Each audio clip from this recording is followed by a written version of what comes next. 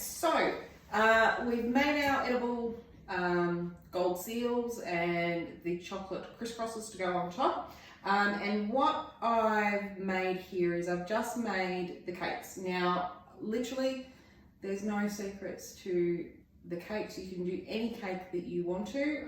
I've literally just used the No Shoe chocolate cake mix, and I've put it into a silicone tray or dish or baking dish, whatever you want to call it, like this one, which is the mounds, which I had because I made ice cream bombs for Christmas one year. Really handy mold, and just gives you another way to do it. If you don't have one of those, you don't need to go buy one. You can use a silicone cupcake tray and get the same effect. Just turn the cupcake upside down after it's baked instead of turning it the right way up. Okay, so what we're going to do is we've got our two cakes here, and what I've got, and I found this just at a homeware store, is a cupcake corer. Now these are fantastic because these actually give you the ability to fill a cupcake and actually impart that moisture throughout the cake. Because cupcakes are great, but the biggest problem with cupcakes is they can be really dry when it gets to the cake bit, and then you've got all the icing and frosting on top if you do that. So this actually imparts the moisture into the cupcake. So what we do, it's literally just a matter of push down and give it a bit of a turn. Now this will only go to a certain depth, so you can dig more out if you want, but it's up to you. Okay, and then the top just pops out in a nice little solid mound. So I'll do that again.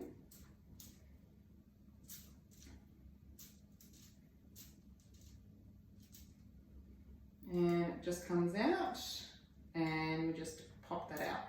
Okay, so like I said, if you wanted those wells to be a little bit deeper, I'm quite happy with the depth of those wells. Other people might want more cream in there. Completely up to you. You can then later on, after you have done that initial well, you can dig a little bit more out if you want. We've got our vanilla, our white chocolate whipped cream here, and I've just popped it in a sandwich bag because we're going to use that to actually fill the wells with, to actually give us the cream center. So just cut off the tip, and then it's just a matter of filling that. You can put as little or as much cream in the center as you want. The reason I like using these bags as opposed to a piping bag is because it's actually sealed from the top, and this one's playing up on me and it doesn't want to come out. And if I try and do that anymore, it's going to pop on me, so I'm just going to find out what's blocking that. Like I said, it doesn't matter what size hole you've got in this because we're not actually doing any fine piping or anything like that. So you can have quite a large hole at the end of that one. Okay, so they're filled. Don't worry about what's left over because it actually works as a mousse, as keto mousse as well, because there's no sugar in it, and it's really simple. Now we're going to top these off with the little top bit of the cake that you've just pulled out, but we're going to pull the majority of the cake from underneath, so you're just left with a little cake disc. We're going to pop that on top and push that in, because what that will do is it will actually seal the cream into the center, and then it's just a matter of wiping that excess off. Excuse my fingers. Do the same with the other one.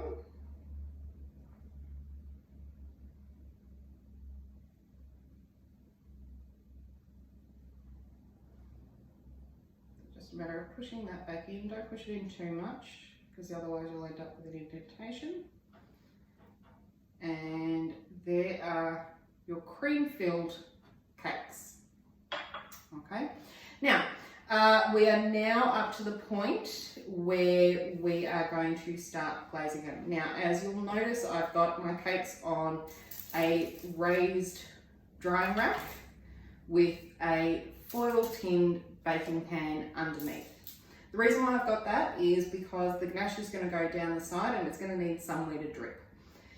Having that there, it means that the ganache can actually be reused for something else at the end. It means it's not going to waste. So that's why I do it.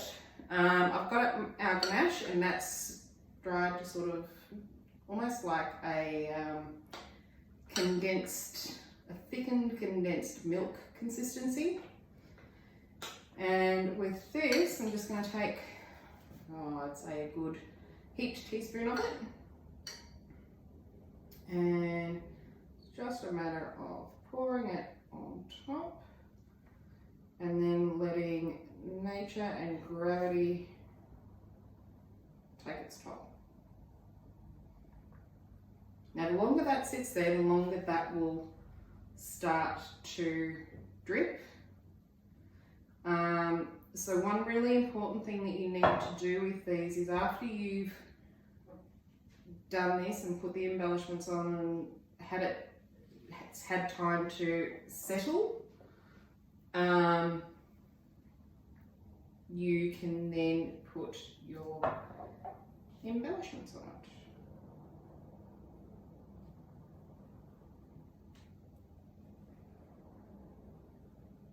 Okay, so just a matter of doing that. Okay, so we've got our two cakes, they're covered in ganache.